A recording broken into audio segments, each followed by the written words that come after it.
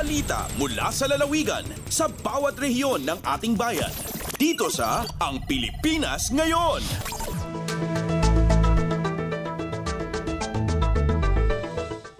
Dumako na tayo sa ating regional news. Unahin natin ang mga balita mula sa rehiyon ng Luzon. Mula sa Lawag, micro, small and medium enterprises sa Region 1 sumailalim sa seminar kaugnay sa halal certification. Ang detalye ng balitang ito mula kay Rani Dorilag.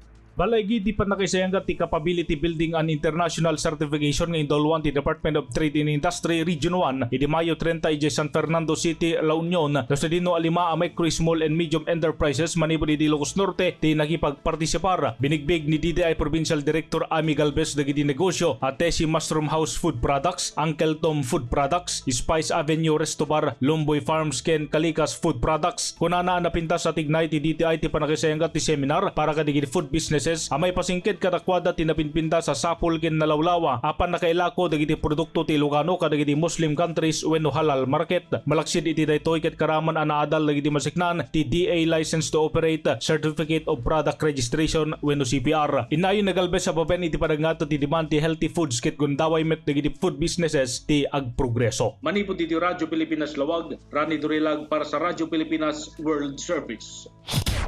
Balita mula sa lalawigan sa bawat rehiyon ng ating bayan. Dito sa Ang Pilipinas Ngayon. Maraming salamat, Rani. Yan ang ulat mula sa Lawag. Samantala, dumako naman tayo sa Agoo, ika-13 Balay Silangan Reformation Center sa La Union, pinasinayaan ng Philippine Drug Enforcement Agency. Ang detalye ng balitang ito mula kay Albert Kawile.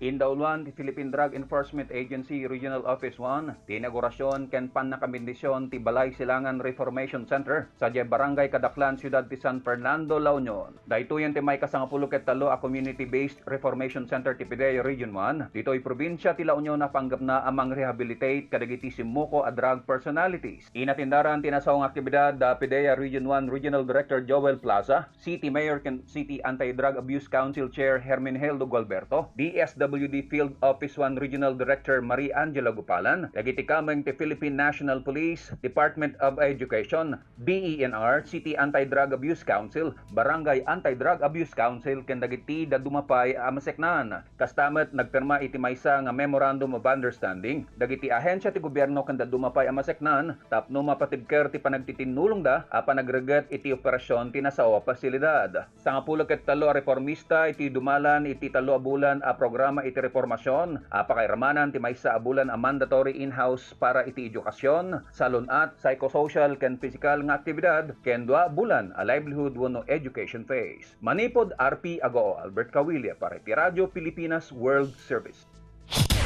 Balita mula sa lalawigan sa bawat rehiyon ng ating bayan. Dito sa Ang Pilipinas Ngayon. Maraming salamat, Albert. Yan ang ulat mula sa Agoo at kabuuan na ulat mula sa rehiyon ng Luzon.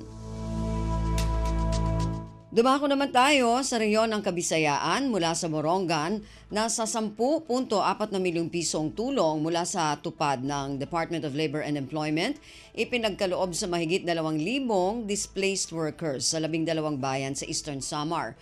Ang detalye ng balitang ito mula kay Pen Pumida. An ACT Party List pinaagihan paniguro ni Congressman Erwin Tulfo ay nagalukarhin pundo por lo menos 10.4 million pesos como suporta hitupad o tulong panghanap buhay para sa ating displaced disadvantaged workers hid Department of Labor and Employment para hin sobra 2,000 nga beneficiaries ha 12 nga mga munisipyo ha probinsya ito ni Eastern Samar.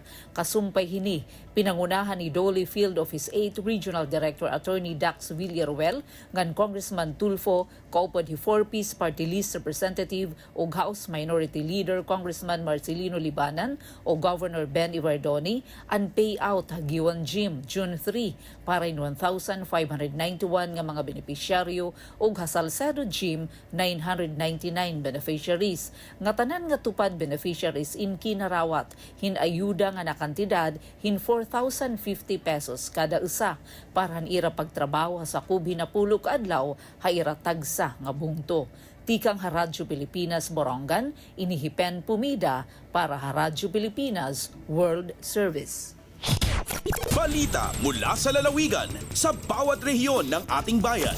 Dito sa Ang Pilipinas Ngayon.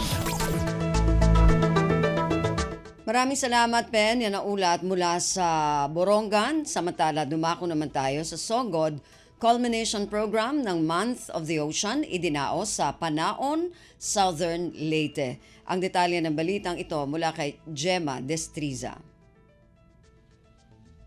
Ang culmination program sa The Month of the Ocean gipahigayon sa miaging adlaw sa lungsod sa Liloan, Southern Leyte. Kini maong selebrasyon importante tungod kay subay kini sa gisang at nga balaod nga Panaon Island Protected Seascape Act, House Bill 9396 diin si Congressman Kukuyap, usa sa mga principal author niini, kuyog kang Senator Cynthia Villar didto sa Senado. Kini nga legislation nagtuo nga ang pagpanalipod sa kadagatan sa isla sa Panaon makapahimo sa preserbar sa marine biodiversity ug maghatag og dugang kapanginabuhian sa mga katawhan, ilabi na sa mga katawhan didto sa naasoyng lugar sa isla sa Panaon. Kini dakog tabang sa mga lokal nga mga residente, ilabi na sa pagpalambo sa atong kinaiyahan. Balita gikan sa Sogod, Southern Leyte, kini si Gemma Destriza Narit, Radyo Pilipinas World Service. Balita mula sa lalawigan sa bawat rehiyon ng ating bayan. Dito sa Ang Pilipinas Ngayon. Maraming salamat kay Gemma mula dyan sa Sogod. Yan naman po ang kabuuan na ulat mula sa rehiyon ng Kabisayaan. Samantala, dumako naman tayo sa rehiyon ng Mindanao mula sa Cagayan de Oro. Carlo Paalam, pinarangalan ni Cagayan de Oro City Mayor Rolando Uy matapos makapasok sa 2024 Paris Olympics. Ang detalye ng balitang ito mula kay Kokoy Medina. May nitong ipasidunggan ni Mayor Rolando Clarix Oy nindakbayan sa Cagayan de Oro ang kagayanong boksidor nga si Carlo Paalam human nakasulod sa 2024 Paris Olympics. Matud pa ni Mayor Oy kada kung garbo og dumog sa Cagayan de Oro ang talagsaong kalampusan nga nakabuot ni Paalam. Kini human iyang gidominar ang kaatbang nga si Chin Siwak sa India pinaagi sa unanimous decision 5-0 sa ilang away sa 57 kg semifinal sa second World Boxing Olympic Qualification Tournament sa Wamak Indo Stadium sa Bangkok, Thailand. Si Paalam, ang Tokyo Olympics boxing silver medalist, mao ang ika-14 nga Pinoy athlete nga modula sa Paris Olympics. Siya usab ang ika-4 nga boksidor sa nasud nga morepresentar sa nasud sa mao nga prestiyosong kompetisyon sa kalibutan. Kauban sila Tokyo silver medalist Nesty Pedicio, Tokyo bronze medalist Yumer Marcial ug first-time Olympian Ira Villegas. Gikan dinhi sa Radyo Pilipinas Cagayan de Oro, kini si Kokoy Medina alang sa Radyo Pilipinas World Service. Balita mula sa lalawigan sa bawat rehiyon ng ating bayan. Dito sa Ang Pilipinas Ngayon. Department of Labor and Employment, Region 9, naghahanda na para sa nalalapit na araw ng Kalayaan Job Fair sa Zamboanga City. Ang detalye ng balitang ito mula kay Bless Eboyan. Gipangandaman na sa pagkakaroon sa Department of Labor and Employment o DOLE Region 9 ang paghahimuon nga araw ng Kalayaan Job Fair sa lungsod sa Zamboanga. Kini mahitabo sa Hunyo 12, 2024 sa KCC Mall de Zamboanga nga magsugod ug alas 9 sa buntag hangtod alas 5 sa hapon. Adunay 3,931 ka mga trabaho ang pwedeng applyan sa mga aplikante gikan sa 35 ka mga top-notch nga employers. Mapa-seasoned professional o fresh graduates man pwede mo apply sa nahisgutang job fair o kinahanglan lamang magdala og kopya sa ilahang mga dokumento nga gamitonon sa pag-apply og trabaho. Sa lain pang bahin, panguluhan usab sa DOLE 9 ang payout alang sa tulong panghanap buhay para sa ating displaced o disadvantaged workers o tupad program dungan sa selebrasyon sa Araw ng Kalayaan karong tuiga. Adunay 16,000 ka mga benepisyaryo ang makadawat ni ini gikan sa Zamboanga City, Zamboanga Sibugay, Zamboanga del Norte, Zamboanga del Sur ug Isabela City, Basilan. Gikan diri sa Radyo Pilipinas Zamboanga, kini si Bless Iboyan para sa Radyo Pilipinas World Service. Balita mula sa lalawigan sa bawat rehiyon ng ating bayan. Dito sa Ang Pilipinas Ngayon.